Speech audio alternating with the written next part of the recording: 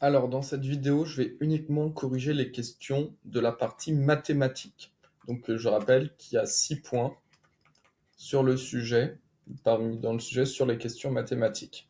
Donc, dans l'exercice 1, où c'est écrit physique, chimie et mathématiques, il y avait 2 questions de mathématiques, c'était les questions 4 et 5. Alors, on vous dit, on s'intéresse à T1, la température de la boisson en degrés Celsius refroidie avec des glaçons d'aspect plastique. La température T1 est modélisée par la fonction définie pour tout T appartenant à l'intervalle 0 plus infini par grand T1 de T égale 11,5 exponentielle moins 0,06 T plus 11,5. On admet que T1 est dérivable sur 0 plus l'infini, on note T1 plus sa dérivée. On considère l'équation différentielle suivante, E égale Y' plus 0,06Y égale 0,069. Montrer que T1, que la fonction T1 est une solution de l'équation différentielle E et qui vérifie la condition T1 de 0 égale 23. Ok, alors, ce que l'on va faire, c'est qu'on va résoudre l'équation différentielle. Donc, on nous demande de résoudre l'équation différentielle E, qui est Y' plus 0,006Y égale 0,069. Vous, dans votre cours, vous avez appris à résoudre une équation différentielle de la forme y' égale a fois y plus b, où a et b sont deux nombres réels. Donc ce que l'on va faire, c'est qu'on va isoler le y' en faisant moins 0,6y à gauche, moins 0,006y à droite. Donc ça donne y' égale, donc on fait moins 0,06y à gauche, moins 0,6y à droite, on a moins 0,006y plus 0,069. Et ça, on écrit que c'est une équation différentielle de la forme, donc c'est de la forme y' égale ay plus b, avec a, c'est ce qui multiplie le y, on constate que a, c'est le nombre qui multiplie le y, donc a, c'est moins 0,06, et b, c'est donc plus 0,069. Donc déjà, on identifie la bonne forme. Et on sait que d'après le cours, que toutes les solutions vont être de la forme, donc une fonction, donc f de t, parce que là, la fonction dépend du temps, égale une constante k fois exponentielle at moins b sur a, où k est un nombre réel. Donc on va écrire qu'ici que toutes les solutions sont de la forme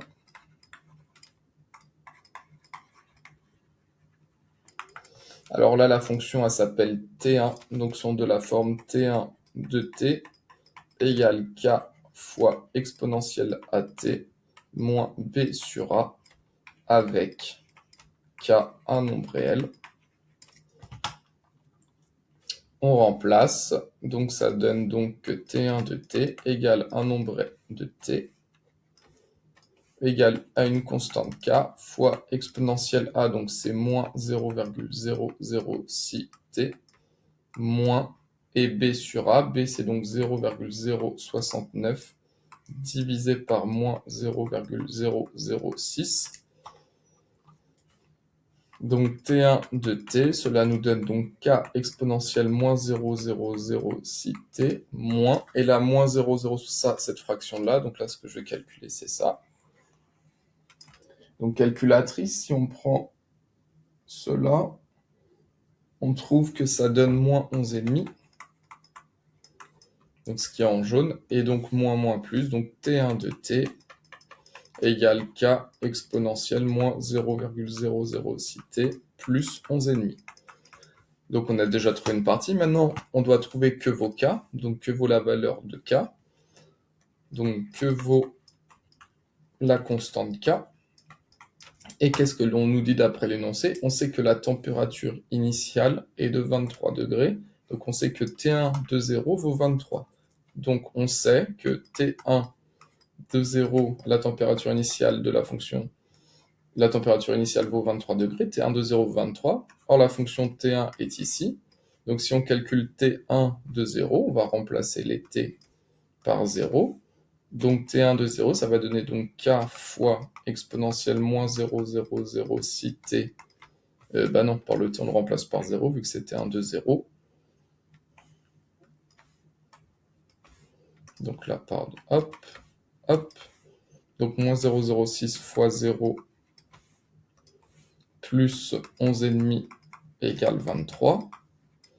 Donc ça donne k fois exponentielle 0 plus 11,5 égale 23. Alors, un nombre à la puissance 0 vaut toujours 1, donc ça donne k fois 1.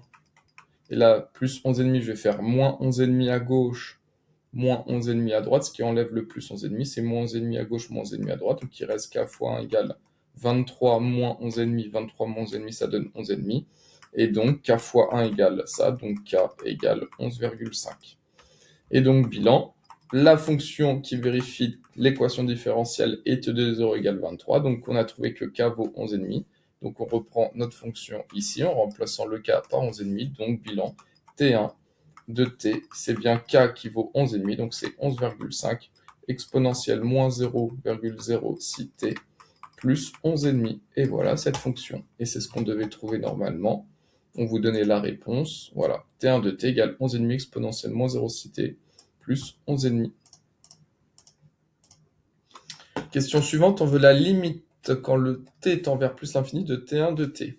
Donc quand t tend vers plus l'infini, on va décortiquer la fonction. Donc quand t tend vers plus l'infini, donc la limite. Quand le temps tend vers plus l'infini, on va regarder ce qui se passe quand on effectue moins 0,006 t. Donc t, il tend vers plus l'infini. Quand on le multiplie par un nombre négatif, bah, plus l'infini multiplié par le nombre négatif, ça va tendre vers moins l'infini. Donc moins 0,06 t tend vers moins l'infini. Donc on écrit la limite quand le temps tend vers plus l'infini. Donc maintenant on a exponentielle moins 0,006 t. Donc quand le temps tend vers plus l'infini, on sait que moins 0,06 t, ça tend vers moins l'infini.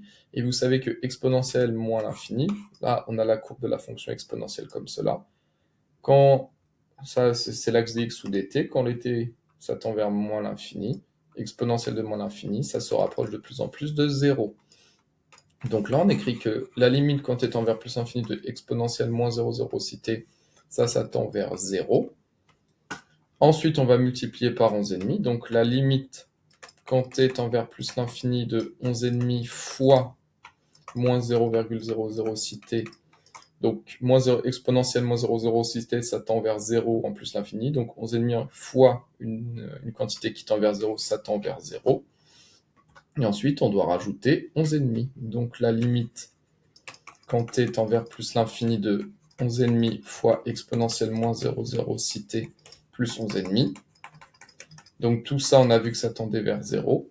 Et donc si on rajoute 11,5, ça tend vers 11,5. Donc bilan, la limite de la fonction, la limite quand t tend vers plus l'infini de la fonction t1, c'est donc égal à 11,5. Alors, c'était pas demandé, mais si vous allez au rattrapage, on veut vous poser la question, faire une phrase. Donc, qu'est-ce que ça veut dire t tend vers plus l'infini, c'est-à-dire au bout d'un très long moment, T1, c'est la température va se stabiliser, c'est ça la limite, c'est que la température elle va se stabiliser. Donc les mots importants, c'est au bout d'un long moment, la température va se stabiliser vers 11,5 degrés Celsius. Alors, les points sur ces deux questions, cette question-là rapportait 1,5 points et cette question-là 0,75 points. Donc là, vous aviez déjà 2 points sur les 6 en mathématiques. Alors, exercice numéro 3. Mathématiques, 4 points, il y avait 3 questions. Donc la première question, on considère une fonction f définie sur R par f de x égale 8x plus 1 fois exponentielle de moins x. On admet que f de x est positive pour tout x appartenant à l'intervalle 0,2. Dans le repère orthonormé OIJ ci-dessous, CF est la courbe représentative de la fonction f. Donc là, hop, on a la courbe représentative de la fonction f. On considère la fonction grand f définie sur R par grand f de x égale moins parenthèse 8x plus 9 exponentielle moins x. On admet que grand f est une primitive de petit f, donc ça veut dire que grand f, quand on la dérive, on retrouve petit f pour tout x. Et on note A, l'aire du domaine assuré sur la figure ci de contre, donc c'est cette figure-là, en unité d'aire. Pourquoi unité d'air? Parce que là, au i, ça représente 1, au j, ça représente 1, donc 1 carré en fois 1, ça c'est une unité d'air. Écrire A sous la forme d'une intégrale.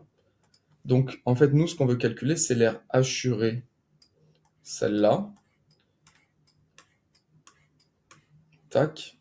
Et donc, par définition, c'est comme la fonction est positive, donc question 1, on écrit comme, donc pour les x allant de 0 à 2, les x vont de 0 à 2, comme sur l'intervalle 0,2, la fonction est positive, alors, on a vu dans le cours que l'air, quand on a une fonction positive, l'air en jaune ici, c'est donc l'intégrale pour x allant de 0 jusqu'à 2, donc de 0 jusqu'à 2, et ça c'est la courbe de la fonction f, Donc l'air en jaune, c'est l'intégrale de 0 jusqu'à 2 de la fonction f, et on rajoute le petit dx parce qu'on a une fonction positive. Quand la fonction est positive sur un intervalle, l'air ça correspond à l'intégrale. Quand on avait une fonction négative, l'intégrale c'est l'opposé de l'air. Donc la fonction positive, donc l'air assuré, c'est donc l'intégrale de 0 à 2 de la fonction f. Et question 2, on vous demande de calculer cette R, parce que là, c'est pas très précis. On voit bien que l'air, là, on n'est vraiment pas précis. Ça, il n'y a pas de figure géométrique pour trouver l'air là. Donc, on va la calculer. Donc, ça, c'est du cours, question 2. Donc, l'intégrale de 0 à 2 de la fonction f. On met entre crochets, donc 0, 2. Et entre crochets, on met une primitive de la fonction f. Et là, une primitive, il n'y avait même pas besoin de la calculer, on vous l'a donnée dans l'énoncé. On vous disait que le grand f est une primitive de petit f. Donc, on vous donnait une primitive. Donc, une primitive, c'était moins 8x plus 9 exponentielle de moins x. On vous donnait une primitive dans l'énoncé. Il n'y avait rien à faire. Et ensuite, on sait calculer cela. On remplace les x par la valeur du haut. Donc, on va remplacer tous les x par 2. Donc, ça va donner moins parenthèse 8 fois 2 plus 9 exponentielle moins 2. Et attention, après, on doit soustraire, donc moins parenthèse. Et on remplace ensuite tous les x par la valeur du bas. Donc, moins, ça donne moins 8 fois 0 exponentielle de moins 0. Donc, ça donne moins 8 fois 2, 16. 16 plus 9, 25, donc ça donne moins 25 exponentielle moins 2, moins et moins plus 8 fois 0, 0, donc il reste plus 0 fois et exponentielle moins 0, donc c'est exponentielle 0. Donc ça donne moins 25, e puissance moins 2, plus 0 fois un nombre 0. Et donc la valeur exacte, c'est donc moins 25 exponentielle de moins 2. Et on vous demandait... Ah non, je me suis trompé.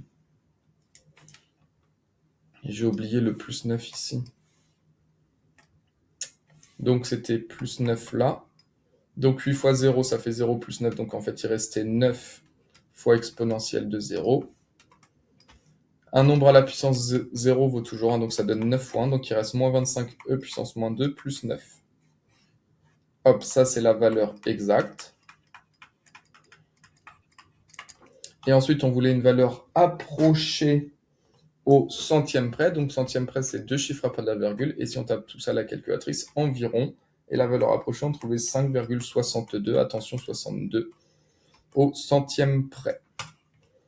Alors, les points pour cette question. Donc, la question 1 vous rapportait 0,5 points.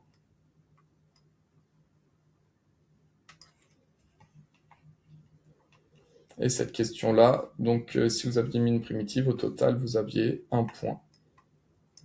Donc, ça valait 1,5 cette question. La question 2, donc on considère la fonction g définie sur l'intervalle 0 plus infini par g de x égale 2x plus 1 fois 4 ln de x. On admet que g est dérivable sur 0 ouvert plus infini, on note g' sa dérivée. Question 1, il faut montrer que la dérivée est égale à 2x plus 4 sur x. Donc notre fonction est ici, donc on va la dériver, donc g' de x. Et là, on a une addition, donc en fait c'est une succession d'additions.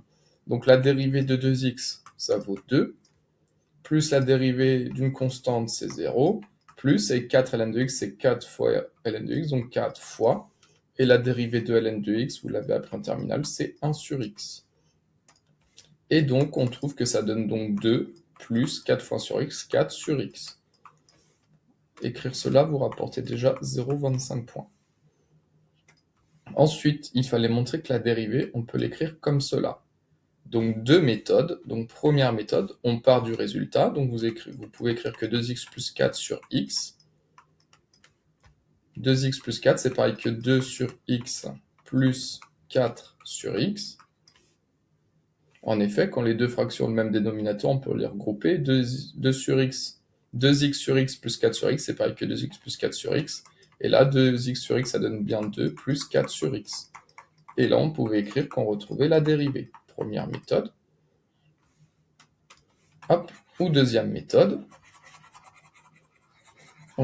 Il fallait tout mettre sur x. Donc, deuxième méthode, on dérivait ça. On écrivait que 2, c'est pareil que 2 sur 1 plus 4 sur x.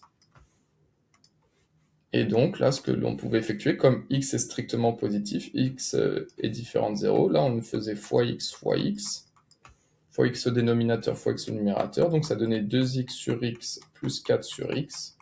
Les deux fractions ont le même dénominateur, on peut les regrouper, et on retrouvait bien 2x plus 4 sur x. Hélas, hop, 0,25. Question 2. Déterminer le sens de variation de la fonction g. Donc vous savez que pour avoir les variations de g, on doit étudier le signe de la dérivée. Donc là, vu qu'on a une fraction, on va étudier le signe du numérateur et le signe du dénominateur sur l'intervalle 0 plus l'infini. Donc on y va, donc x. Donc 0, il est exclu, donc on va tout de suite mettre une double barre verticale.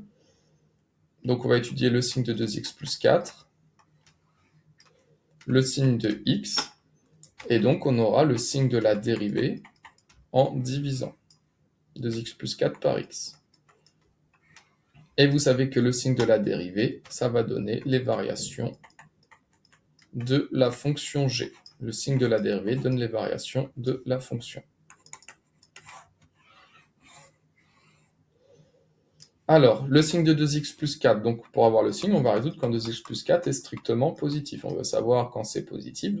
Donc on fait moins 4 à gauche, moins 4 à droite.